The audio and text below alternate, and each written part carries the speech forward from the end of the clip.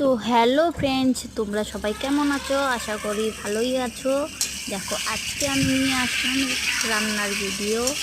তো এখানে মাংস রান্না করছি। রান্না করতে করতে এক হাতে মানে নিজেরই মোবাইল ধরতে হয়, ধরো সেরকম কিছু নেই, কেউ নিও।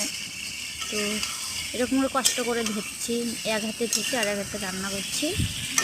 তো এখন আর কি, দেখো রান্না করছি।